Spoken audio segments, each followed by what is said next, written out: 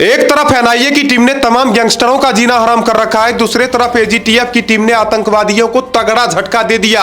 आप देख सकते हो दोस्तों, पंजाब के अंदर इस बार एक ऐसे आतंकवादी को गिरफ्तार करा गया जो पाकिस्तानी आतंकवादियों के इशारों पर बड़ी वारदात को अंजाम देने की फिराक में था।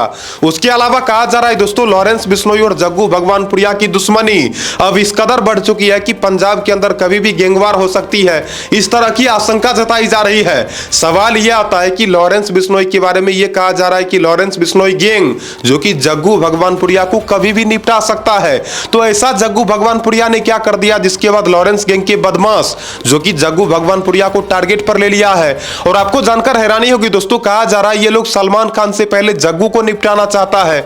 तो क्या है पूरा का पूरा मामला, आज के इस वीडियो में आपको हम बताएंगे। वीडियो को पूरा देखना, लेकिन सबसे पहले आप सबों को नमस्कार, प्रणाम, आदाब, सत श्री अकाल, जय श्री महाकाल दोस्तों। और इस वीडियो को देखने वाले सभी भाइयों और सभी बहनों को हमारे तरफ से दिल से सलाम। सबसे पहले चर्चा करते हैं दोस्तों इस आतंकवादी के बारे में, उसके बाद आपको हम बताएंगे लॉरेंस बिश्नोई और जग्गू भगवानपुरिया की दुश्मनी के बारे में, किस तरह से इन दोनों की दुश्मनी जो कि हद से ज्यादा बढ़ चुकी है। उसके अलावा इस वीडियो में आपको हम बताएंगे किस तरह से एनआईए की टीम ने तमाम गैंगस्टरों का जीना हराम कर दिया। तो सबसे पहले चर्चा करते हैं इस आतंकवादी के बारे में, आखिरकार ये है कौन। बताया जाता है दोस्तों इसका नाम है कैलाश खीचन। इसके बारे में कहा जाता है ये पंजाब और राजस्थान के अंदर बड़ी बड़ी वारदात को अंजाम दे चुका है।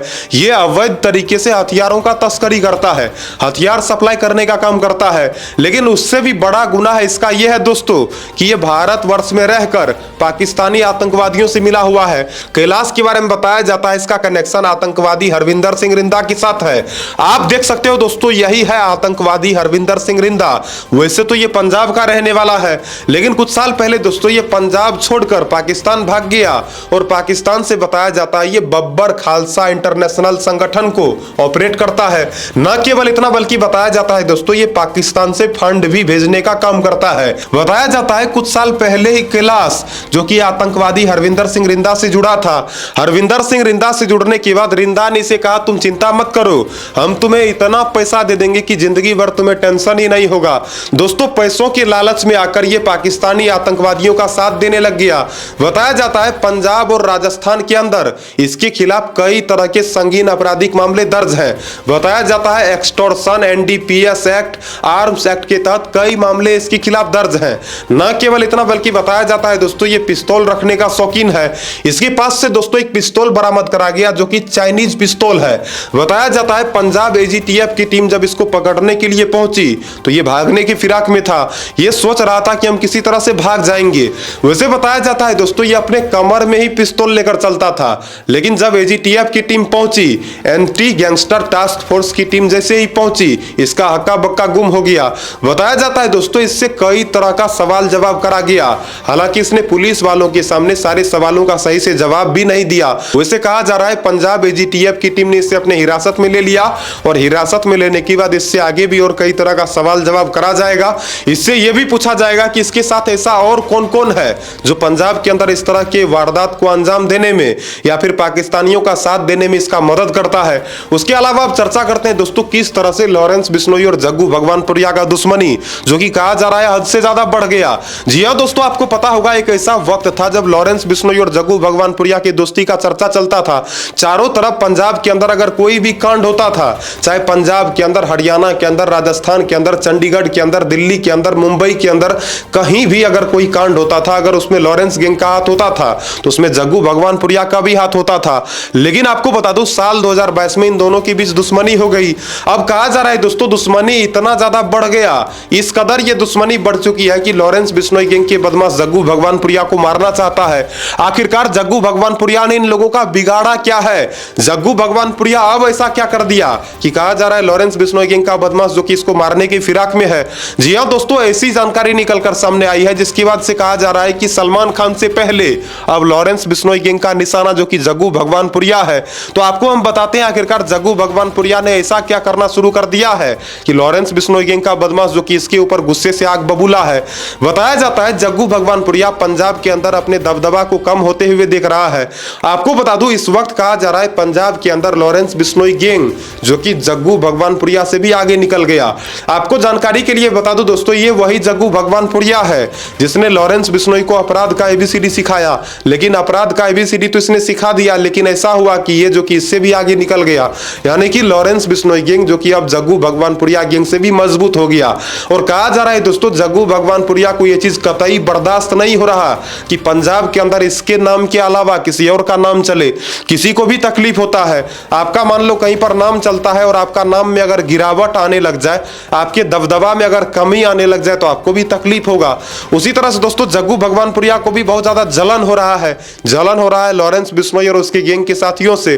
और वैसे भी दोस्तों जितना भी ये बदमाश होता है, जितना भी गैंगस्टर होता है, ये लोग आपस में केवल और केवल वर्चस्व का लड़ाई लड़ता है। इन लोगों का लड़ाई और किसी चीज का होता नहीं है, बस ये लोग चाहता है कि सभी इलाकों में केवल इन लोगों का ही दादागिरी चले और अपना अपना कब्जा जमाने के लिए, अपना अपना वर्चस्व कायम करने के लिए ये लोग आपस में एक दूसरे से टकराता रहता है। तो आपको बता दूं जग्गू भगवानपुरिया के बारे में बताया जाता है जेल के अंदर ये लॉरेंस बिश्नोई के साथियों को परेशान करता है। आपको बता दूं जग्गू भगवानपुरिया के बारे में कहा जा रहा है जेल के अंदर से ये खतरनाक प्लानिंग करता है। तो सवाल ये आता है कि जग्गू भगवानपुरिया किस तरह का प्लानिंग करता है। जग्गू भगवानपुरिया के बारे में बताया जाता है जेल के अंदर लॉरेंस बिश्नोई का जो भी साथी है उन लोगों से ये कहता है कि तुम लोग मेरे गैंग के लिए काम करो। यानी कि दोस्तों लॉरेंस बिश्नोई गैंग का जितना भी बदमाश है उन बदमाशों से ये चाहता है जग्गू भगवानपुरिया कि वो लोग जो कि इसके लिए काम करे। लेकिन बताया जाता है लॉरेंस बिश्नोई गैंग का ऐसा बहुत सारा बदमाश है जो कि जग्गू भगवानपुरिया की बात को नहीं मानता है। वो लोग ये कहता है कि हम लोग लॉरेंस भाई का साथ नहीं छोड़ेंगे। और इस वजह से बताया जाता है दोस्तों जग्गू भगवानपुरिया जेल के अंदर इसके साथियों को परेशान करता है। जी हां दोस्तों, सूत्रों के हवाले से जो जानकारी निकलकर सामने आई है उसके बाद से यही कहा जा रहा है कि जग्गू भगवानपुरिया लॉरेंस बिश्नोई गैंग के बदमाशों को परेशान करता है, वो भी जेल के अंदर। इसी वजह से बताया जाता है लॉरेंस गैंग के बहुत सारे बदमाशों ने अब जग्गू भगवानपुरिया को टारगेट पर ले लिया और उन लोगों ने कसम खा लिया है कि जग्गू को सलमान से पहले टपकाएंगे। तो देखते हैं दोस्तों आगे क्या होता है नहीं होता है। बाकी कहा जा रहा है दोस्तों इस खबर के बाद जेल के अंदर सुरक्षा व्यवस्था को सख्त कर दिया गया है। और वैसे भी अगर व्यवस्था सख्त नहीं करा जाएगा तो ये लोग जेल के अंदर कोई ना कोई कांड तो कर ही देगा। अब चर्चा करते हैं दोस्तों किस तरह से एनआईए की टीम ने तकरीबन 32 ठिकानों पर छापेमारी की है। वो भी दोस्तों किसी एक राज्य के अंदर नहीं बल्कि भारत के अलग अलग राज्यों के अंदर 32 ठिकानों पर छापेमारी की। और छापेमारी करने के बाद से दोस्तों कहा जा रहा है गैंगस्टरों का जीना हराम हो गया। तो किस तरह से नेशनल इन्वेस्टिगेशन एजेंसी की टीम ने तमाम गैंगस्टरों का जीना हराम कर दिया जरा आप लोग भी जान लो। बताया जाता है दोस्तों पंजाब, हरियाणा, दिल्ली, उत्तर प्रदेश, राजस्थान, चंडीगढ़, इन तमाम जगहों पर छापेमारी करा गया है। इन तमाम राज्यों के अंदर जिस तरह से छापेमारी करा गया है उसके बाद से बहुत सारा चीज बरामद करा गया। तो क्या क्या बरामद करा गया जरा आप लोग भी जान लो। इससे पहले जान लो दोस्तों किस तरह से तमाम गैंगस्टरों का हालत खराब हो गया। कहा जा रहा है दोस्तों तमाम राज्यों के अंदर से अब नेशनल इन्वेस्टिगेशन एजेंसी की टीम जो कि तमाम गैंग और गैंगस्टर्स का खात्मा करना चाहती है। पिछले कुछ वर्षों के अंदर देखा गया है कि अलग अलग राज्यों के अंदर इन तमाम बदमाशों के द्वारा कई तरह का कांड करा गया और बार बार दोस्तों पुलिस वालों को बदनाम भी होना पड़ता है। इसलिए दोस्तों बताया जाता है केंद्र सरकार के आदेश पर एनआईए की टीम को यह जिम्मेदारी मिला है कि ये लोग अलग अलग राज्यों के अंदर जाकर दबिश दे और जितना भी अपराधी है उन अपराधियों के अड्डे पर जाकर छापेमारी करे और छापेमारी करने के बाद यदि कोई भी अपराधी वहां पर पकड़ाता है उसको सीधा गिरफ्तार करे या फिर उन लोगों के पास से अगर कोई भी हथियार मिलता है उसको सीधा बरामद कर ले। तो आपको बता दूं देश के अलग अलग हिस्सों में छापेमारी करा गया, वो भी 32 ठिकानों पर। बताया जाता है दोस्तों कुछ जगहों से हथियार बरामद करा गया, वहीं कुछ जगहों से कैश बरामद करा गया और कुछ जगहों से बताया जाता है डिजिटल उपकरण बरामद करा गया है। बताया जाता है दोस्तों जब 32 जगहों पर छापेमारी करा गया तकरीबन 4.5 लाख रुपया कैश बरामद करा गया, आधा दर्जन से भी ज्यादा हथियार बरामद करा गया। और आपको जानकर हैरानी होगी दोस्तों वो हथियार जो कि विदेशी हथियार है। तो ऐसा कहा जा रहा है एनआईए की टीम का ये कहना है कि ये तमाम जितने भी गैंगस्टर्स हैं इसमें से कुछ ऐसे भी गैंगस्टर है जिसका कनेक्शन जो कि आतंकवादियों के साथ है। तो इस मामले में भी राष्ट्रीय जांच एजेंसी जो कि जांच पड़ताल कर रही है। और आपको बता दूं देश के अलग अलग हिस्सों में जिस तरह से एनआईए की टीम दबिश दे रही है इसके बाद से कहा जा रहा है दोस्तों तमाम गैंगस्टरों का जीना हराम हो ही गया।